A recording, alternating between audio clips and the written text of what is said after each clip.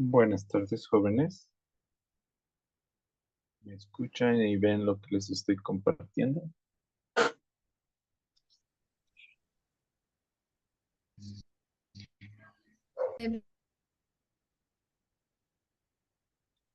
Buenas tardes, jóvenes. ¿Me escuchan y ven lo que estoy compartiendo?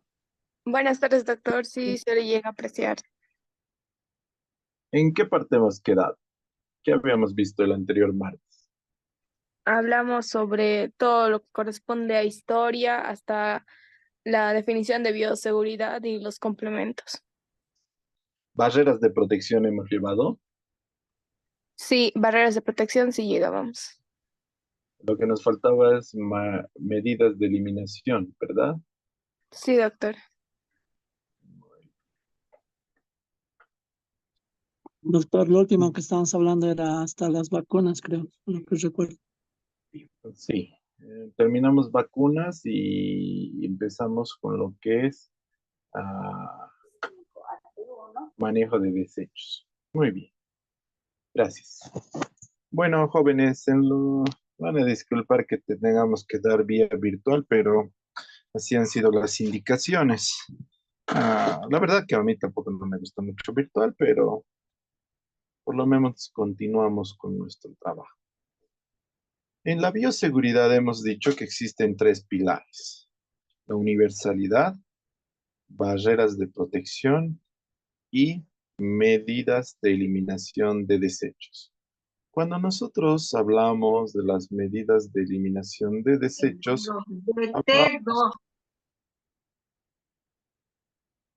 hablamos, hablamos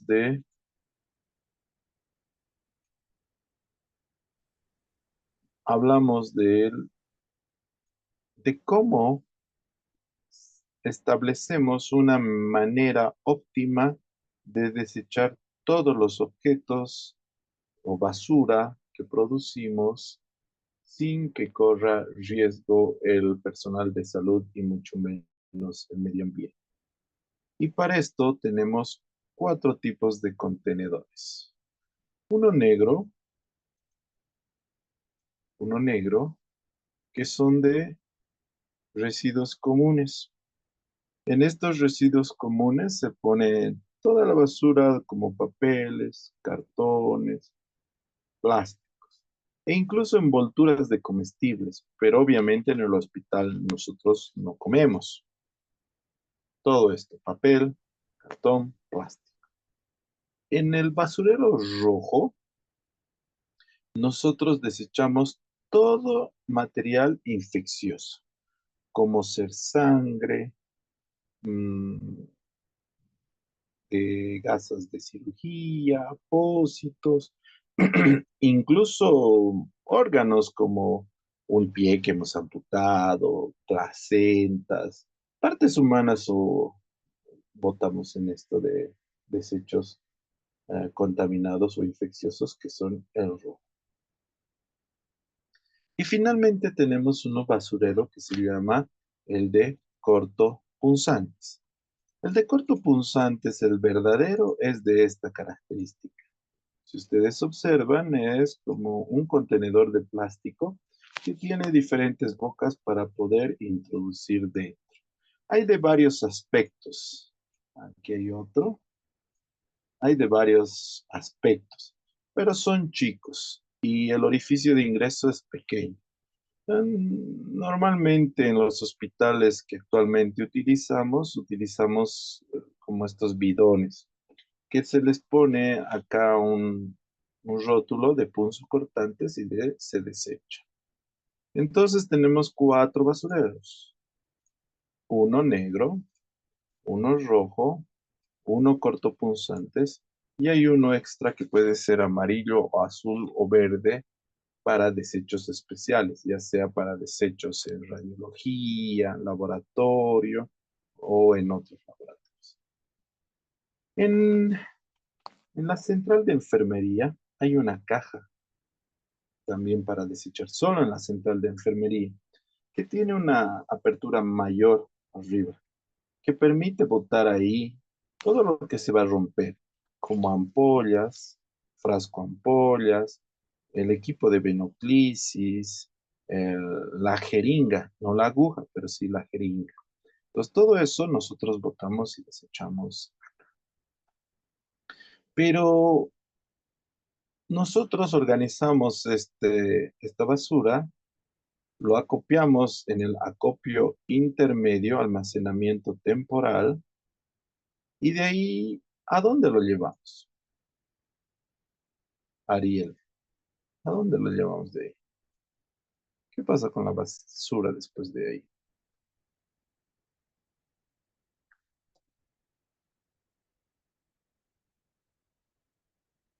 ¿Está Ariel? Ah, sí, doctor. Dime.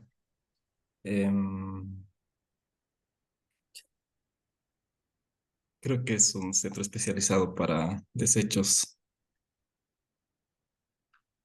Pues no tenemos, nosotros solo tenemos EMSA. Pero en EMSA los recoge un carro particularmente con algunas características. Si ustedes observan, este carro que viene de EMSA es un carro cerrado y solamente viene a recoger desechos infecciosos. Aquí hay bolsas rojas y algunas cajas. Este es el que viene a recoger el material de riesgo biológico. ¿Ya? Y ¿dónde lo lleva? Lo lleva igual a cara, no hay diferencia. Pero si ustedes observan en cara a cara, es como una piscina vaciada. Es un vaciado con cemento, como una piscina.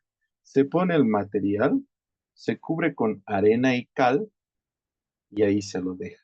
Se lo deja hasta que se llene, ¿no? Después se usa en otro lado. Y alrededor de esta piscina hay enmallado para evitar que vayan curiosos o algunos animales vayan a hurguetear, ¿no? Los desechos, para tener mayor seguridad. Esta es la forma que nosotros utilizamos para manejar nuestros desechos infecciosos. ¿Es la forma más adecuada? No creo.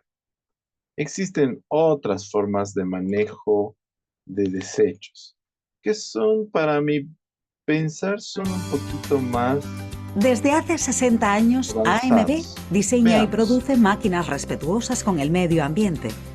AMB es una sociedad belga fundada en 1947. Hoy en día, AMB desarrolla y comercializa un proceso innovador que permite, mediante una tecnología de vanguardia, el tratamiento y descontaminación de los residuos peligrosos procedentes de centros hospitalarios.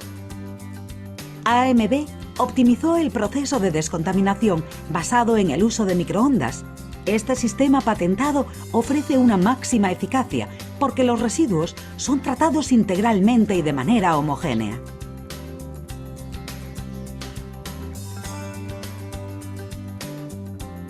Además de diseñar, producir e instalar sus máquinas, AMB supervisará el control completo. Sus ingenieros siempre están disponibles para proporcionar una asistencia telefónica y efectuar intervenciones in situ o a través de una conexión informática.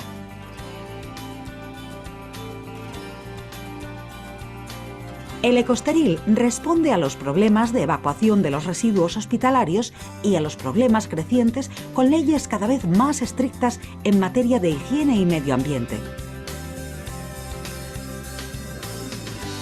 El Ecosteril 250 está diseñado para asegurar una productividad óptima. Puede funcionar en continuo con una capacidad de 200 kilogramos por hora. El tratamiento de los residuos con riesgo de infección se desarrolla en dos fases principales. En primer lugar, se trituran los residuos para alcanzar un tamaño inferior a 20 milímetros.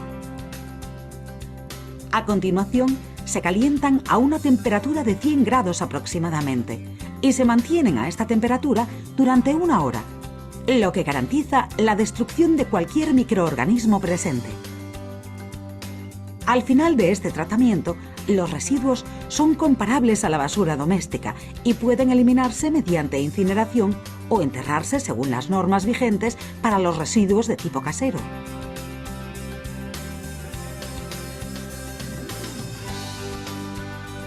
Los residuos que deben tratarse proceden en general de cualquier práctica médica: cirugía, ginecología, obstetricia, hepatología, fisiología, unidades de aislamiento o incluso tratamiento de las enfermedades infecciosas.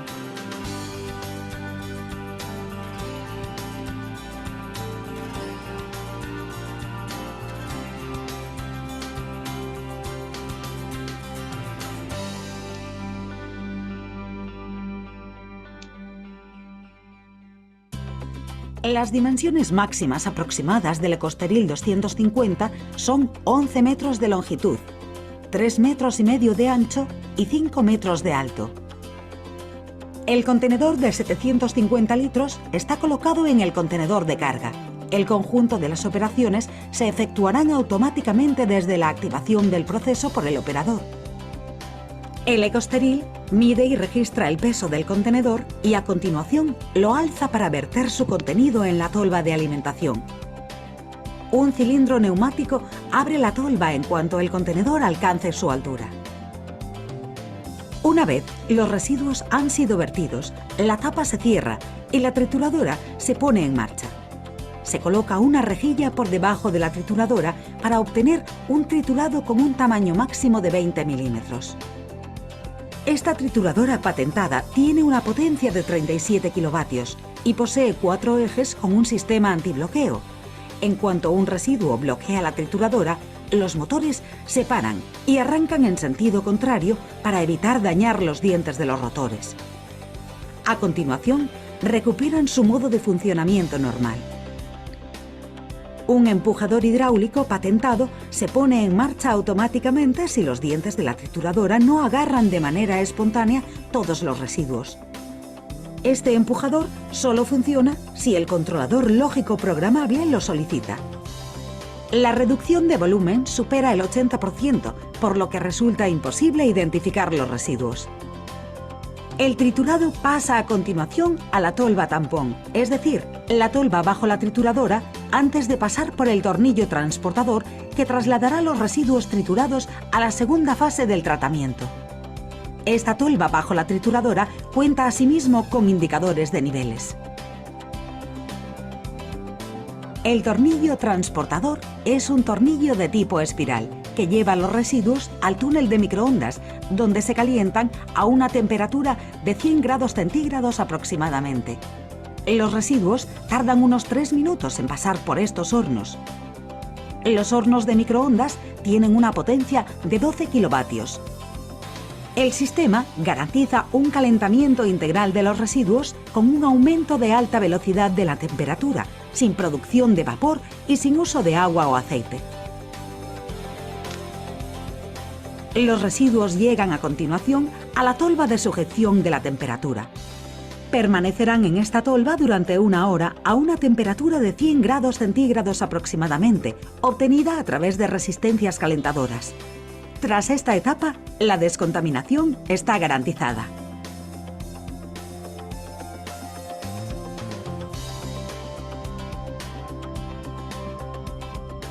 Los residuos triturados y descontaminados salen de la máquina mediante un sistema de extracción de tipo espiral a un contenedor de salida. La tolva de alimentación posee un extractor de aire que crea una depresión cuando se abre que impide levantar el polvo de los residuos contaminados. El flujo de aire se envía a una caja de tratamiento que garantiza su desinfección de manera química y su desodorización a través de un lecho de coque de lignito. El flujo de aire solo se vierte al exterior una vez realizado este tratamiento. Un programa automático con pantalla táctil asegura el funcionamiento automático de la instalación, que también cuenta con modo manual. Este dispositivo ofrece también un control en tiempo real, así como la regulación y memorización de los parámetros de funcionamiento. Los hospitales grandes o medios producen en general un considerable tonelaje de residuos con riesgo de infección. El Ecosteril 125 permite ahora tratar estos residuos en el recinto hospitalario. El tratamiento in situ elimina los riesgos asociados al transporte y manipulación. Este importante logro ofrece además una garantía a las direcciones de los hospitales responsables de estos residuos mientras creen un peligro. El Ecosteril 125 funciona de la misma manera que el Ecosteril 250, ofrece la misma fiabilidad y se puede instalar en un local pequeño. Para ocupar menos espacio que el modelo 250, el Ecosteril 125 utiliza un único horno de microondas y armario de alimentación. Las pasarelas fueron reconfiguradas, más compactas y conservando una mayor facilidad de uso. Además, el volumen de la cuba de alimentación fue reducido levemente. El contenedor elevador y la parte vertical de la máquina permanecen idénticos a los del modelo 250. Cuenta con una tecnología de trituración lenta y potente sobre 4 ejes de 37 kilovatios. El Ecosteril 125 transforma los residuos en un triturado muy fino. El programa automático supervisa la automatización del proceso, además del calentamiento integral y continuo de los residuos. El Ecosteril 125 permite un tratamiento de coste mínimo, 100% ecológico, sin agua, rechazo y olor. La instalación se realiza en 24 horas y se puede trasladar sencillamente el aparato en caso de nueva ubicación.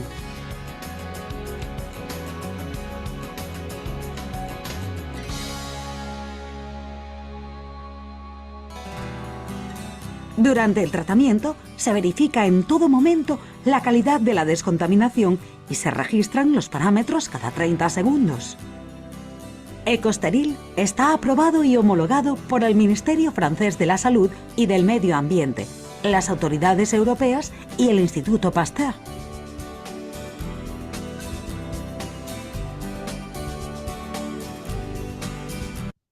Entonces, como ven, de esa manera se realiza el manejo de los desechos. Obviamente estamos bastante retrasados. Nosotros seguimos enterrando los desechos infecciosos, pero no sería nada difícil tener este tipo de insumos, ¿verdad? Porque al fin y al cabo, si compramos tomógrafos resonadores a 3 millones, esto no debe valer más de 1 millón. Lo malo es que no tenemos ni uno en Cochabamba y no conozco nada en Bolivia. Eso solucionaría muchos de nuestros problemas. ¿Alguna duda, pregunta hasta aquí, jóvenes? Con eso terminamos los 3 pilares de bioseguridad. Díganme, ¿alguno de ustedes me puede leer los objetivos de aprendizaje del tema de habilidades de comunicación, por favor?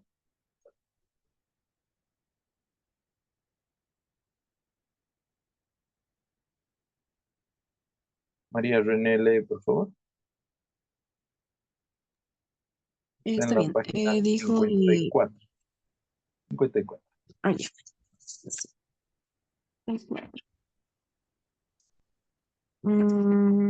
Dijo de herramientas de Habilidades desarrollo de verbal. comunicación, sí. Sí. El objetivo general es desarrollar en el estudiante habilidades de comunicación para facilitar el entendimiento temprano con el paciente y sus familiares. Eso estaríamos leyendo otra cosa. No, está bien. Ya. Y el objetivo operativo de aprendizaje es utilizar herramientas de observación y comunicación para resolver los problemas de salud. 2, relacionar a los estudiantes con los pacientes. 3, relacionar de una manera óptima al estudiante con la familia del paciente. 4, poder crear una relación médico-paciente estable con respeto mutuo. Y 5, conocer las diferentes tablas e indicadores de relación paciente-médico. Bueno, normalmente no daba yo lo que es el tema de habilidades de comunicación, pero hay una intolerancia que va creciendo en la comunidad a los médicos y para ellos todo en su boca es mala praxis, juicios, agresiones contra los médicos. Esto hace necesario que toque este tema de habilidades de comunicación que es extremadamente sencillo, pero les permite dar unas pautas y un arreglo para que la relación médico-paciente sea más fácil. Se dice que del 85% de las quejas de los hospitales, es decir, pues, de por qué se queja el paciente o el familiar de los hospitales, es por falta de una comunicación adecuada. Entonces, la falta de una comunicación adecuada es lo que perjudica en gran medida nuestra labor. Obviamente, si nosotros tenemos una buena relación médico-paciente, es más improbable que te hagan algún juicio de responsabilidad por mala praxis, porque la verdad, muy pocos de los juicios que vemos es mala praxis. ¿Por qué? Por ejemplo, si un paciente viene con apendicitis de una semana o 2 semanas y se muere por peritonitis, no es pues mala praxis, es un efecto secundario a las complicaciones de la propia patología. Si viene un paciente con coledocolitiasis y se muere por pancreatitis, nuevamente no es mala praxis, es un efecto secundario. Incluso si tenemos una peritonitis secundaria a una endoscopía digestiva, es esperable en los libros, refiere que hay un alto riesgo de perforar el esófago o el estómago durante la práctica de la endoscopía digestiva. Nosotros conocemos estas realidades, sabemos los riesgos que están presentes de estas diferentes complicaciones, pero los pacientes actualmente lo relacionan como mala praxis. Mala praxis, jóvenes, debería ser o es, si yo entro borracho a operarte, eso es mala praxis. Si yo debo amputarte el pie derecho y por equivocación te amputo el pie izquierdo, eso es mala praxis. No las otras pequeñas cosas de que porque le hacen liposucción y tiene una embolia pulmonar o una embolia grasa, es mala praxis. Lamentablemente es parte que es una complicación del proceso que está descrito en el libro. Lamentablemente por los gobiernos retrasados mentales que tenemos en Latinoamérica y en general, vamos a ver que por ley nos han obligado y nos han hecho responsable de varias cosas. Una de las primeras cosas es que nosotros somos responsables de explicar la enfermedad y el tratamiento al paciente. Es verdad que yo puedo comunicarme con cualquier tipo de persona, porque la comunicación es un intercambio de información entre dos individuos. Pero yo le pondría un poco más. La comunicación es el intercambio de información entre dos individuos del mismo nivel intelectual. Lamentablemente, si la persona es de otro nivel, de un nivel intelectual muy diferente al tuyo y además no entiende nada de la medicina, es muy difícil explicarlo. Especialmente las patologías graves, que van a ser la mayor cantidad de complicaciones. Porque si tiene una fractura de fémur, le dices es que el hueso está roto, o al fin y al cabo le dices el hueso, ¡ah! Bueno, va a entender, cualquiera va a entender. Pero normalmente las fracturas o las cosas sencillas que podemos explicar no se complican, así que a veces ni siquiera necesito explicar.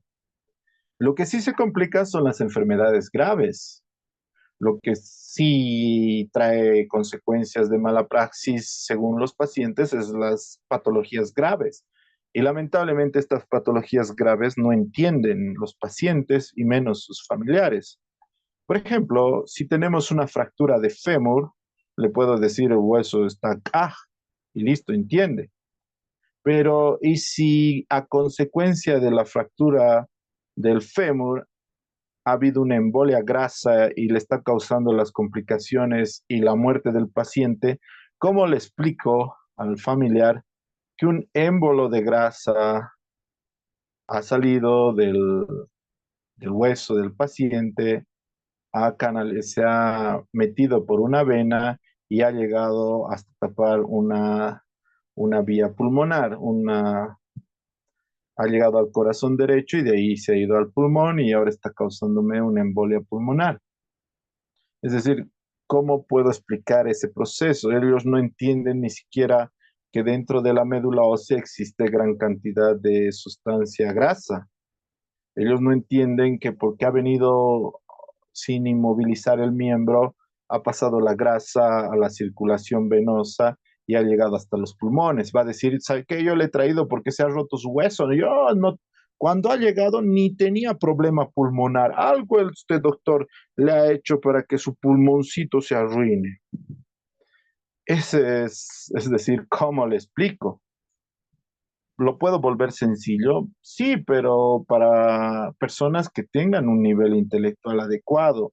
Lo puedo dibujar, pero ¿qué van a entender del dibujo? Entonces, esto es una gran limitante en la comunicación entre los médicos y los pacientes. Peor aún con las leyes bolivianas en el que dice que tú como médico debes explicarle el proceso patológico en su idioma natal o en su idioma nativo, hija de su madre. ¿Y cómo se dice embolia en quechua? Apenas debe haber pulmón en quechua. Entonces, este tipo de barrera comunicativa tenemos con los pacientes. Somos personas inteligentes. Podemos mejorar la relación médico-paciente sin explicarle y que nos entienda todo. Obviamente, cuando vamos al servicio de emergencia, va a ser muy difícil tener una relación médico-paciente si es que estamos ocupados tratando de salvar la vida al paciente. Pero sí podemos tener una mejor asociación o relación con el paciente y los familiares en consulta. Debemos tomar en cuenta algunos incisos. Por ejemplo, inicio de sesión. Para iniciar la sesión, debemos respetar los pronombres personales de las personas. Señor, señora, joven. A mí me parece lo educado no quita lo valiente. Cuando el paciente entra al consultorio, debe tener toda nuestra atención, no solo auditiva, sino también visual. Debemos de verlo y pedir que se presente y se identifique y nosotros mismos identificarnos. Ahora bien, si gustan pueden darles la mano. Yo normalmente no tengo contacto con los pacientes, es decir, no les doy la mano porque me sale una dermatitis alérgica porque están transpirando. Pero ya depende de cada uno. Yo conozco a los cirujanos plásticos que cuando viene su paciente agarran, ay, ¿cómo está señora Sofía? ¡Mua, mua, mua! Triple beso le dan. Triple beso. Se va a quedar tan linda con esta naricita, pero esa es su forma de tratar. Es decir, cada uno tiene que imponer su forma de relacionarse con los pacientes. Hay que cuidarnos del lenguaje no verbal. Las personas tienen lectura de nuestro aburrimiento, enfado, enojo, cansancio. Tenemos que tener cuidado. En el punto 2, recabando información. Hay que considerar cómo iniciamos la pregunta para que nos cuente su patología. ¿Qué pregunta podemos hacer? A ver, el Helen Almanza. ¿Cómo le dices para que te empiece a contar? ¿Qué le dices? En saludo amable, luego posterior preguntarle cómo se encuentra y así, tratando de Bien, hacer pues una me conversación. encuentro. Bien me encuentro. Valquiria, ¿cómo preguntas? Le preguntaría por qué fue a la consulta, doctor. Porque me da la gana, pues vengo. Bueno, ¿y por qué el paciente tendría que ser tan agresivo? Dicen. No, es que no el paciente, hay que entenderlo, el paciente. El paciente cuando está enfermo está asustado porque no sabe qué cosa tiene. Está preocupado porque no sabe cuánto tiempo va a gastar o cuánto dinero va a gastar. Y está enojado porque está enojado con él mismo por estar enfermo y está enojado porque está perdiendo tiempo porque podría estar trabajando. Entonces es un paciente bastante inestable y agresivo que nos toca ver. Debemos entender, no es que sean torpes ni malas gentes, lo que pasa es que la situación de la enfermedad hace que ellos reaccionen de esta manera. Una pregunta abierta que no nos comprometa con nada es ¿en qué le puedo ayudar? ¿En qué le puedo ayudar, doña Lucía? Entonces, de esa manera no nos casamos con ninguna. Porque si yo le presento, ¿qué enfermedad tiene? Pregunto, ¿qué enfermedad tiene? ¿Qué síntomas tiene?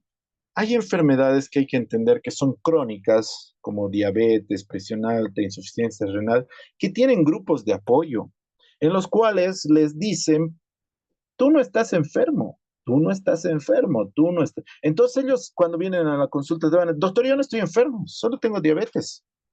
Pero eso es una enfermedad. Pero es que ellos han logrado estabilizar su psiquis mental acreditando de que no están enfermos. Porque si no, todo el tiempo en su cabeza, enfermo, enfermo, enfermo, y llegarían hasta la depresión y suicidio. Entonces, no les preguntamos de qué estás enfermo, por qué estás enfermo. Le decimos, ¿en qué te puedo ayudar? Una vez que hemos recabado la información, no los interrumpamos. Guardemos silencio para escucharle lo que tienen que decir. En el punto 3, construyendo una relación, déjenle que al paciente participe en el diagnóstico. No creamos que todo lo sabemos nosotros y ellos nada. Aunque sea verdad esta consigna, debemos dejar a los pacientes que participen. Segundo, ser empáticos. Para nosotros una apendicitis puede ser que no sea tan grave. Para el paciente es lo más grave que le ha pasado, es mortal, va a operarse, se va a morir. Entonces, tenemos que ver desde el punto de vista del paciente. Entonces hay que tener empatía. Cuarto punto, explicaremos nuestro plan de acción. Debemos hacerles entender, no le voy a dar antibióticos hasta hacer el cultivo antibiograma, porque de esa manera garantizo que se cure. Pero si no le doy medicamento y no le explico, va a decir, no he pagado tanto, tanta fila he hecho y ese doctor ni medicamento no me ha dado. Hay que hacer entender cuál es nuestro plan de acción. Y al final, cuando cerramos sesión, pedimos que nos digan si tiene alguna duda, repartimos responsabilidades y mantenga una posición de alerta al paciente. Si ha venido, por ejemplo, con vómitos y diarrea y en este momento no tiene nada, le dice, ¿sabe qué, señor? Si tiene más de 5 vómitos, se viene al hospital. Si tiene más de 5 diarreas, se viene al hospital. Entonces, eso es mantener una actitud de alerta. De esa manera, nosotros con unas simples acciones, simples compromisos, vamos a poder tener una adecuada relación médico-paciente. Porque cuando nosotros, cuando ustedes, por ejemplo, les toque buscar trabajo, ya no les van a preguntar medicina, porque se supone que después de 12 años de estudiar medicina, se supone que saben. Lo que van a controlar es que si ustedes tienen una atención de calidad y sobre todo de calidez. Entonces, los indicadores que te van a evaluar es, saludaste al paciente, le diste la mano, te incorporaste, te presentaste al paciente, pediste que el paciente se presente, has formulado preguntas abiertas, has dado información clara y precisa, has solicitado que el paciente repita las indicaciones, has indicado al paciente cómo se va a hacer su seguimiento de su enfermedad. Todo esto, si ustedes ven, te van a evaluar para contratarte en un nuevo trabajo. Pero ahí no dice ninguna pregunta de medicina. Ahí no dice cuál es la dosis de la penicilina, no dice cómo se identifica el World Parkinson White, nada de eso. Actualmente, los hospitales, los centros de salud, se los maneja como un negocio, donde el cliente es el paciente y el cliente siempre tiene la razón.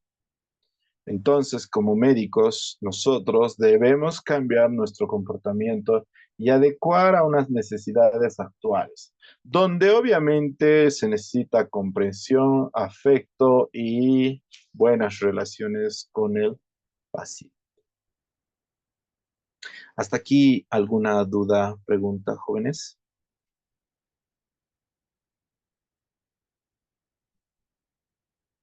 Vamos a ver 2 videos, pero ustedes saben que el Zoom solo dura 40 minutos. Lo voy a cortar ahorita y después ahorita les paso el otro link, ¿ya? Al mismo WhatsApp lo paso.